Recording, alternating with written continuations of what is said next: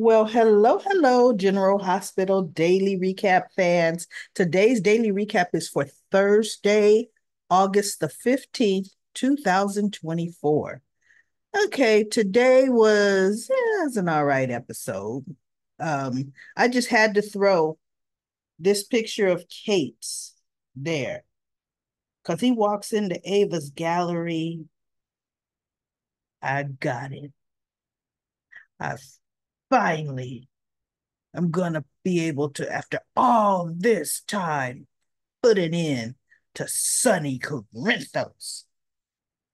And Ava looks at him. Oh, okay. How?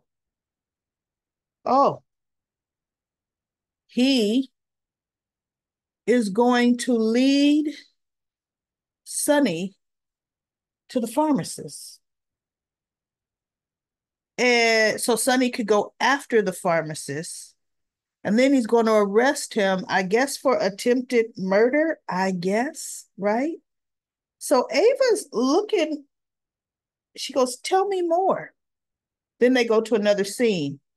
And when they come back to her, she's like, "I like your plan, but do you have a plan B?" Because, see, Ava knows his plan is not going to work. She says, John, what happens if Sonny kills the pharmacist? Uh, aren't you sworn to protect citizens? She goes, but the only one in your plan is protected is you. She's like, the pharmacist will be put in real danger. No, I should be able to get there in time. I should be able to protect him. The operative word is should. Should. And let's be real. Why would Sonny, now that he's on the right dose of medication, yeah, he might be there, but why would he pull the trigger himself? Right? Okay, there's something all kinds of stupid about his plan. And so she goes, okay, now let's say Sonny doesn't give up. I mean, the Sonny doesn't kill the pharmacist, but yet the pharmacist talks to the police and tells them, I ordered Sonny's medication changed. So Kate looks at her and he goes, I see no reason that that would come up.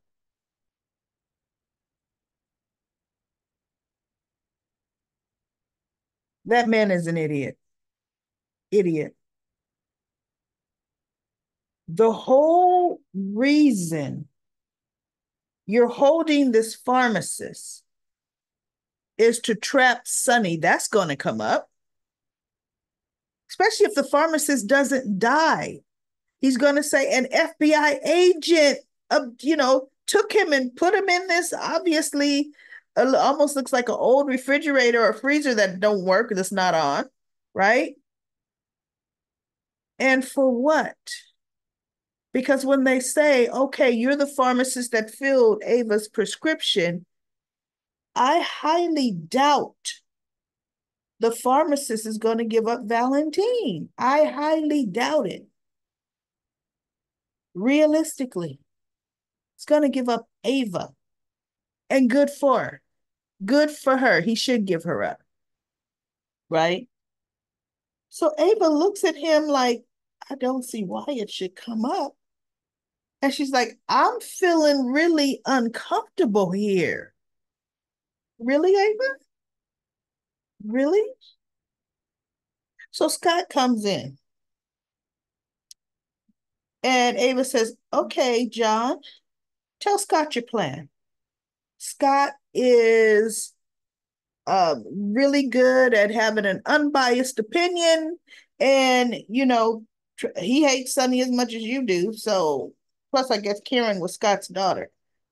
Because remember when Scott first ran into Kate's, when he first came to GH, he said, "Oh, I haven't forgotten the way you treated Karen." Because remember, Karen and Kate's weren't together. He cheated on her and divorced her. Okay, but it's all Karen. Like this great love of his life, Karen. They weren't even together, and he treated her badly. Okay, which is how Sonny was able to come in and kind of turn her head, right? So, anyways, Kate first looks at her like, wait, why should I tell him my plan? And Scott's like, I'm all ears. Idiot Kate tells him the plan. And Scott says, I like it. I'm all in. And Ava, she turns and she looks at him like, wait, what? She was hoping Scott was going to be the voice of reason. And she almost had to break her neck, say, wait, what? So now Kate says, okay. Scott says, how can I help? He says, okay, I need you to get to the pharmacist and move him. And Scott says, move him where? He said, move him to, actually, I think Scott came up with, okay, you know what? I can move him to Spoon Island.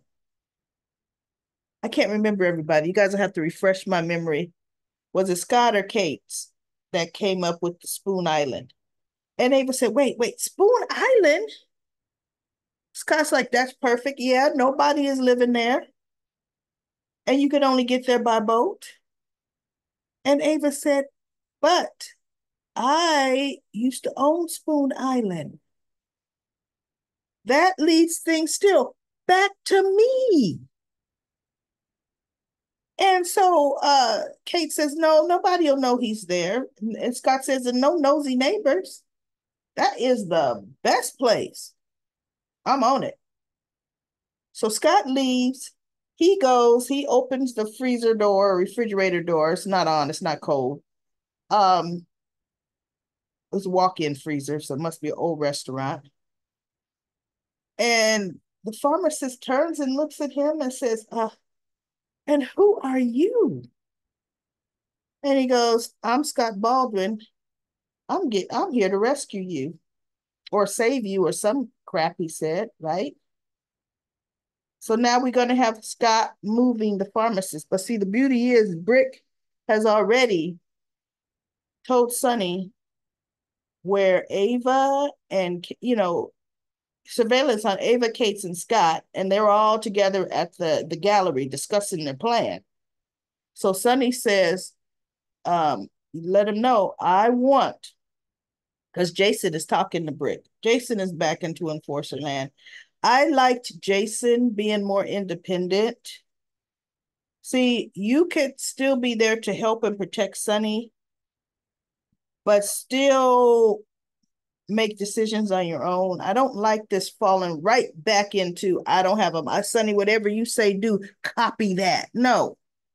But anyway, so Jason tells him, okay, we want eyes on all of them, which is good because hopefully Brick had enough time to carry that order out because they're going to know that Scott went and got the pharmacist and they're going to know the pharmacist is at Spoon Island. Excelente, right? Excellent. And Ava is right. Spoon Island is connected to her.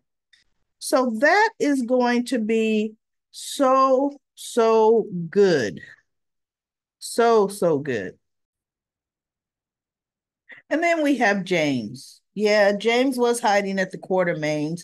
He's looking for Cody. But what's interesting is when James is looking for Cody, he goes to the stables first. But, they wanted to have this danger scene, right? This rescue scene. So James didn't automatically go to the stables where Cody would be where Maxine found Cody and Sasha. Well, it's a good thing James didn't see all that. But I'm saying, why would he go there? Oh, I know why, everybody. Because Willow was going to come there looking for her sun hat that she left there. And she's on the phone talking to Michael, so he's ducking down little James. He's in the boat house room, or the boat house, the little boat shack. And she finds her sun hat out there on the deck, and Nina comes up. And, Nina, she goes, "Oh, yeah, I'm getting ready to go to the beach with Michael and the kids, and, we're going to have fun and blah, blah, blah." And Nina says, "Oh, I don't want to take up too much of your time, but if you have a minute or two, I would like to talk to you." Um, and so she says, I think Nina says, "I hear you going back to GH," or maybe Willow said it. Trust me, everybody. I don't pay attention to every single thing. Goodness. And so she's like, "Well, okay, I'm going to miss working with you on the PSAs." And little James is in the little boathouse going, "God, can you guys hurry up?" Like, oh my goodness, right? And so she goes, "Yeah, I have to go back because I had to put distance. I had to distance myself from the situation." And I thought, okay, are they going to talk metaphorically, or, not be like soap operas, rehash the whole thing all over again to tell the world? Well, no, they got into rehashing the whole thing. So little James got to hear about the kiss on the 4th of July. Okay. The 4th of July kiss. I'm surprised they didn't say at 9:07 p.m. We were in XY, right? Nina knew the day already that Drew and Willow kissed, but no, it had to be spread out. It had to be spelled out.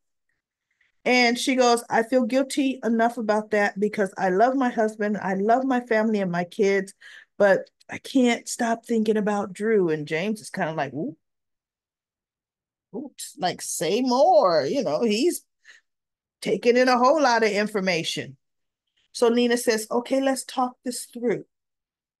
So they sit down, "Why are you so?" She goes, "And I don't feel like this is just a crush." Because Nina says, "In time, don't you think these feelings have just die down? I don't feel it's just a crush." And Nina says, "Sit down, let's talk it through. Why?" Right?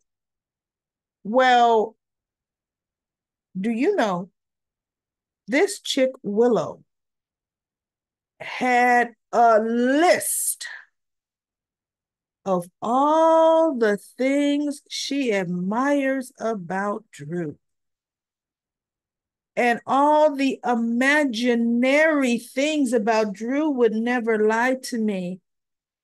He goes, "Michael keeps things from me because he feels I can't handle it or he wants to protect me. Whereas Drew feels that I can handle situations and make my own." Drew always tells me the truth. And Nina's just looking at her like, he ain't telling you he's sleeping with me, right?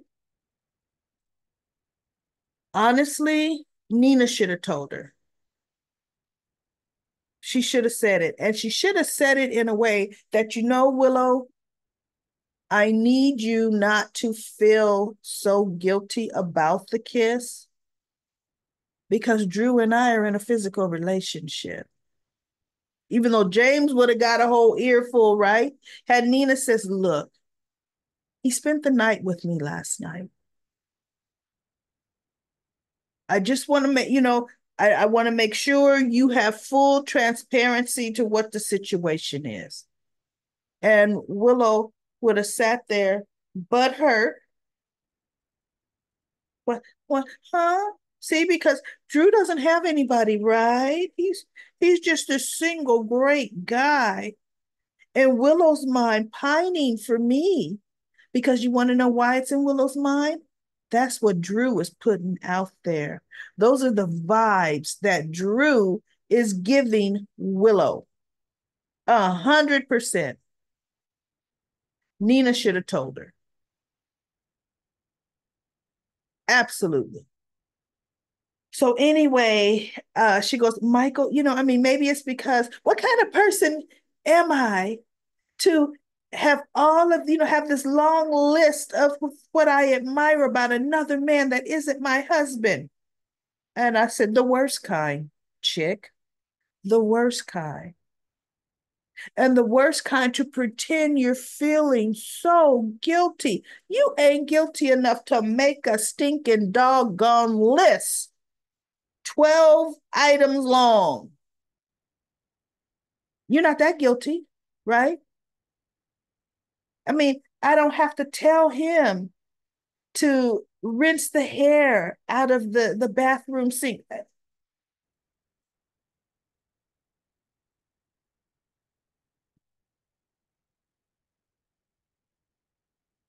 That justifies you making a laundry list on why you lusting after somebody else, and every day that goes by you add into the stinking list. I just sat back, everybody, and I just turned my head. I said, you know what? I'm done with Willow. Now little James is going to tell. I'm hoping he only tells his mother. I'm hoping. I'm hoping he doesn't tell little Wiley because they play together. Could you imagine those two little boys? Because Wiley will want to fight him. Saying something like that about my mama. Ooh, those are fighting words, right? And then it's Wiley, why are you two fighting? Because James said, Mommy kissed Drill. Whoa, on the 4th of July. And Mommy likes this. Oh, about Drew. Wow. I'm hoping it comes out that way. The innocence of a child. And ooh, y'all almost said a bad word. Oh my, I'm so happy I caught myself because Daily Recap Lady doesn't curse on here. Okay. The witch with a B has the nerve to say, Michael keeps secrets from me. You keeping the worst secret of lust for another man. Uh-huh. Yeah. Willow. So anyway, everybody's looking for little James, right? And Sasha and Cody went one way, Maxie and Spinelli went another way. Felicia told Mac, we'll stay here. Mac's like, why? Because we just in case James comes back. Felicia wanted to give Mac a piece of her mind, and she did. And she did. And Maxie looked because they all came after Maxie. Maxie arrived earlier, remember? Yes, at the end of yesterday's meeting or episode. And she looked at Mac. She goes, we're gonna go to whatever area to look for James. And boy, did she dagger Mac as she was going out there. Mac is looking, and he told Felicia, why is it everybody's mad at me for the? She says, because Mac, it is because of you. She says, actually, Mac, you had no right to tell James, Maxie's son, where he can and cannot ride. That was not your place. And Maxie has every right to be upset with you, Mac, right? And he's just looking. She goes, because see, really in actuality, he goes, well, I mean, why is everybody mad at me for wanting to protect my son from the likes of Cody? He's a grifter. He's a this, that, and other, this, that, and the other. She goes, oh, I remember a very young Max Scorpio who came to Port Charles with an agenda. Okay. And your brother Robert having to bail you out and physically bail you out, I guess the ocean. And then when he found out something, he pushed him right back in. He says, oh, no, no, no. Your past is not squeaky clean, Mac. She goes, but you've changed and you've evolved over the years. Cody could do the same, period. But he lied to me or whatever. She goes, and you know what? Look at how you handling it. I can 100% see why he may not have wanted to tell you. Because obviously his fears on how you were going to take it came 100% true. And you better fix it. You better get over it right now. Right? So she walks out and he's just standing there looking like, oh my God, right? So Cody, little James, he had thrown the frisbee in the lake. And when he heard Willow coming is when he hid in the boathouse. So now that Nina and Willow are gone, he's now trying to lean over. He ain't nowhere near the water. How he could think he could get that frisbee is beyond me. Beyond me. So of course, everybody, he falls into the water. And he said, help, somebody help me, help, help. And he's going under and blah, blah, blah. Fortunately, he did have some swimming lessons, remember, because they spent time at the pool, Metro Court pool. But he just to try to get out of where he fell, he couldn't do it. So Cody is now on the little deck and he's going, James, James.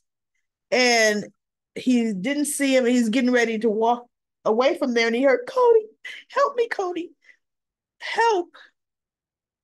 And he sees him. He goes, oh my God, James. So he kicks off his boot and he dives in and he pulls James out. And James says, you saved me, Cody. And he hugs him and Cody's hugging him. And Mac is coming up and he's looking at this whole thing, right? Mm-hmm.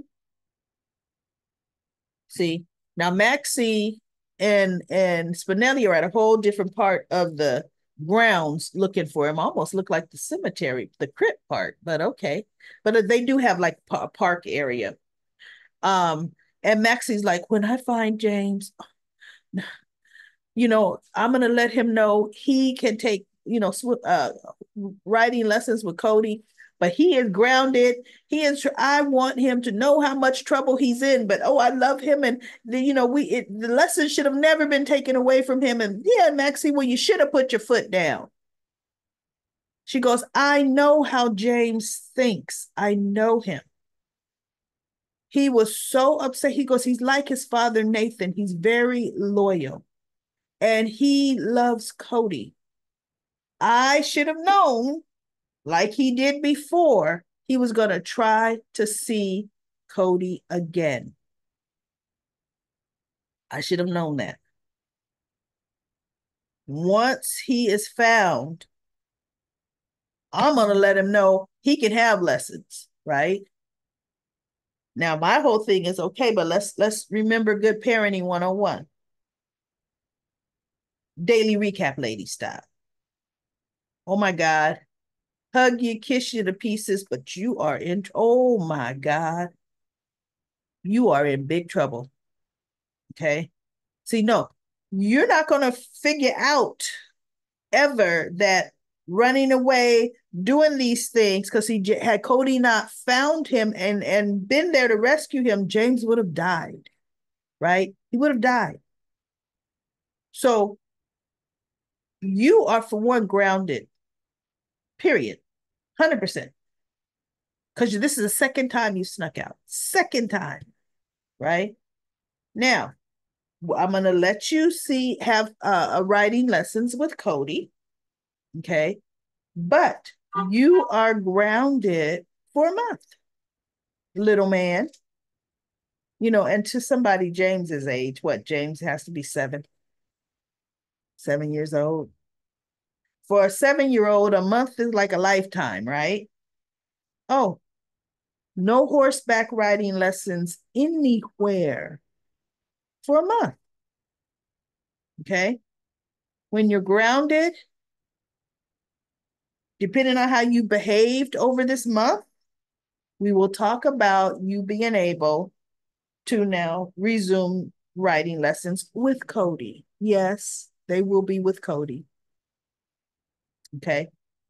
Because you don't get no instant reward for that because that's dangerous. And it could have ended very differently today. Because we all know General Hospital will let some kids die. Maxie's got BJ's heart because of it. They will let a child die.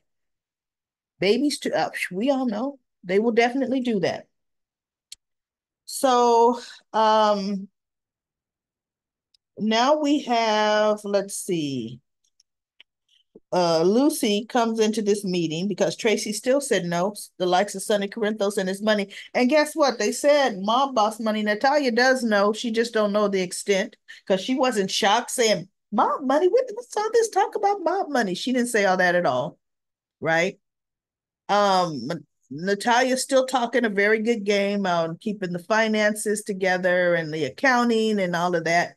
Lois finished talking to Sunny because Jason comes in and Jason tells her the money that's earmarked for deception is coming from the Corinthos coffee uh, business.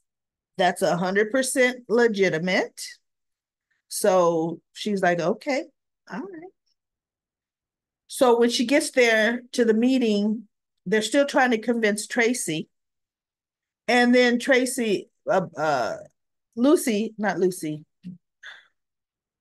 what's it? Lois. I said Lucy earlier and I meant Lois. Lois was the one talking to Jason and Sunny. We know that. Lois says, you know what? I have to agree with Tracy here. And Brooklyn looks at her. And Lucy looks at her. And so Tracy's like, thank you. Clear heads prevailed. When you let a thug mobster like Sonny, you take his dirty money in, we're going to all be, taken out and handcuffed by the feds. And so Brooklyn says, the money is clean. Uncle Sonny says it's clean. It's from a legitimate business. See, look, because we already know he is a mob boss, does illegal things, right? Has washed out money, right? So Tracy says, yeah, right. As if we could believe that. And so Lois says, well, let me tell you something. Sonny is a man of his word. He says the money is from Corinthos Coffee, legitimate business, then it is. I definitely believe that. And Tracy's like, I thought you just said you were on our side, my side, right? And she goes, no, I'm just saying. If Sonny gives his word that the money is clean, Sonny is a man of his word and the money is clean, right?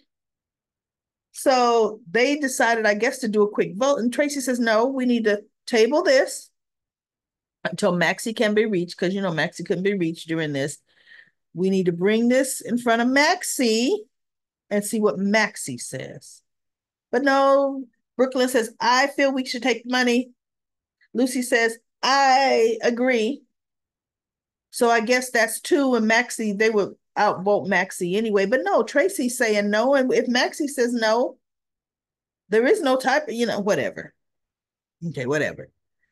So it's a done deal. We all know somehow this is going to come back to bite them 100%. It's not going to go well for some reason because Sonny's money should not be in deception. That was ridiculous. All for a woman you just met. You put millions somewhere and you letting her represent your millions? Okay. I don't get that, right?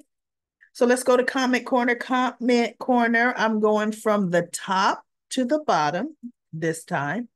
And DM Trailer says, so is the record label plot so the record label plot has disappeared and BLQ is no longer a manager. Well, she's still Blaze's manager, producer, Blaze's producer, just like that. Why did Lois and Sonny have that conversation? I know, it just switched to a whole nother project. Wendy says Anna needs to have several seats. with her Valentine loving self. Blaze got to learn she's grown and stop letting her mother dearest, her mommy dearest, run everything. I'm glad she's gone. Christina should have never seen those pictures. I know. She's not mentally together enough to handle it. Plus, on the real, she should have never gone there. Nope, she shouldn't have. Also, Alexis was right. It was a bad idea, Chris having a baby for them. I'm loving Tracy these days. Me too. Drew seems what like he's having a relationship with Nina. He's not into Nina. He just likes the fact that he's blowing Willow's mind without the bed work he's playing. I know. I don't like this whole situation. Um, Jacarly says there's no need for Natalia. She can go. I agree with you, Jacarly. And you know what? I forgot to put on my trusty dusty timer for this daily recaps. Oh, I gotta definitely do that. Um, and then DB says, I'm ready for Cody and Sasha. She deserves to be happy, and him too. Watching Anna enforce the law is painful. Bye bye, Blaze. I love the kids on the show. They all have big personalities. Yes, they do. Little James is something else. Jacarly says, why is Drew so creepy? He followed Willow to that boathouse and doesn't have to explain. She doesn't have to explain anything to him. User VR1 says, never liked the character. She really should go bye-bye forever. Um, are you talking about Natalia? Cindis says, the writing and casting are a mess. I'm glad Lulu is recast and returning to split up Dante and Sam. Is that what's happening? I didn't quite read that. Um, the most expendable characters are Gio, Cody, and Sasha. I kind of like Cody and Sasha now, but now that Deception has no face of Deception, she needs to go back there because her being a chef cook, I'm over that. None of them contribute anything significant. Gio doesn't. I think they wanted him to, but they've kind of dropped that ball. They really have. They'd be more logical to get the boot so the budget can handle others. Sabrina says, hi, Daily Recap Lady. Thank you so much for your recap. These writers are crazy if they think it was a good idea to let Blaze go and keep Natalia. I know. It's definitely not going to help their already declining ratings. Plus, according to the actress who plays Blaze in her exit interview in Soap Opera Digest, she didn't even see it coming. But I digress. I know. That is Geo worshiping Sunny, talking about a character they can let go. But once again, I digress. And then, okay, you digress.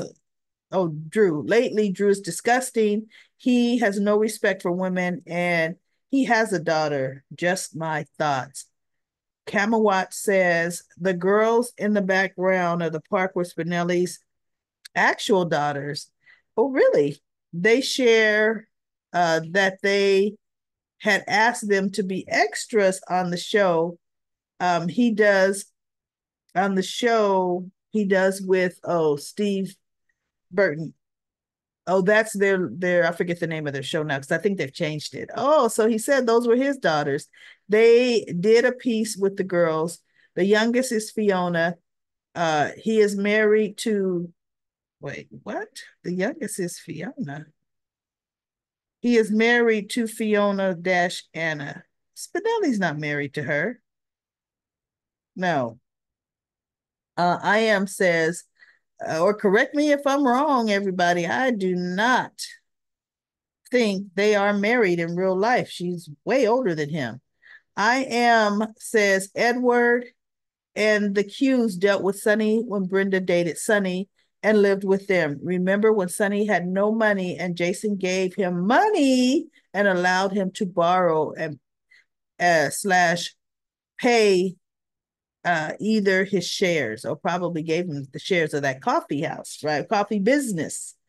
Um, Aisha says, daily recap lady, Natalia does know the Sunny's my boss, though she's been careful not to bring it up. Oh, when she approached him to finance the record label, she mentioned LMB records coming up when she was researching him. Oh, okay. Wendy says the woman is a freak, not to be trusted with my OG gangsta Sonny. And then Aisha says, Drew may have enjoyed his sleepover with Nina and it was taking place, but he didn't give her a second thought. The mention of Willow came into view. Sorry, Nina. Throw yourself at Drew hasn't shifted his focus at all. And then DB says, can't be all that Carly has not given him a second thought. Wait, can't be all that. Carly has not given him a second thought. And then Wendy says, she can do whatever, trip around the world. He'll take that. I'll keep wait, that and keep it moving. He's just what the he just wants to conquer Willow. He's playing games. He only loves himself since Carly, Jail, and Jason. I don't know what Drew's problem is rewriting of the character. P. Merle says, does he not realize that Michael will lay his butt? Oh, Michael will decimate him and publicly too. When Willow finds out he's sleeping with Nina, it will be over. Everyone will realize that they have been playing. I can't wait for her to find out. Last comment, Michelle says, I quit watching everyone of GH. Wait. I quit watching every one of GH recaps and gossip. It's clear you watch and know the characters well. I only watch your show. Well, thank you, Michelle. Thank you very much. Thank you for the updates and the comments.